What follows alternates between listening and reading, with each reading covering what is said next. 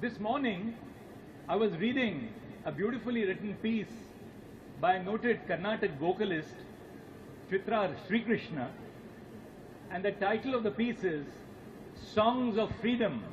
The idea of liberty is woven into the fabric of Indian poetry. And what I'm going to share with you is something that I imbibed this morning and which I've of course known of all through the years. In 500 CE, Tiruvalluvar, in his classical Thirukkural, used three phrases: Inmayin, Innatatu, Yadenin, what is worse than poverty? That's the constitutional question which Dr. Ambedkar asked us, what is worse than poverty?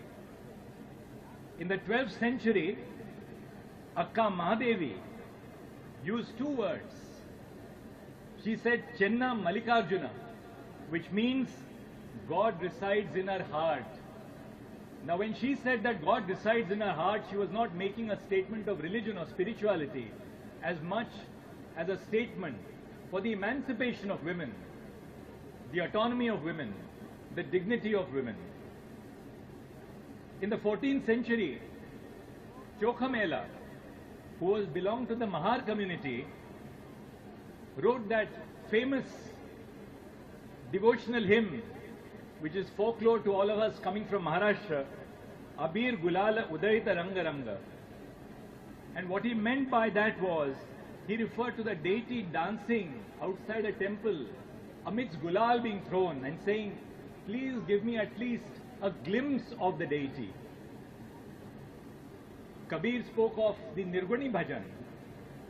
And then, much later, Gurudev Rabindranath Tagore referred to Khonchor Paki Chilo, the conversation between two birds, when one asked the other, would you prefer the security of being caged to the uncertainty of freedom?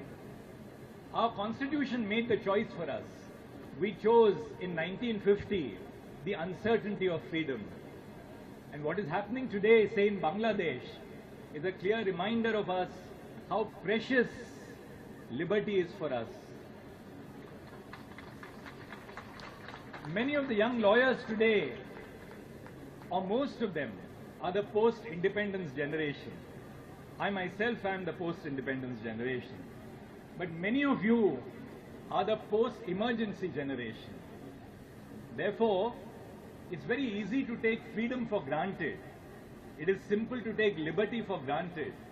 But it's important that we dwell on the stories of the past to remind us how precious liberty is and what an important role which we as judges and lawyers play as an institution in the preservation of liberty.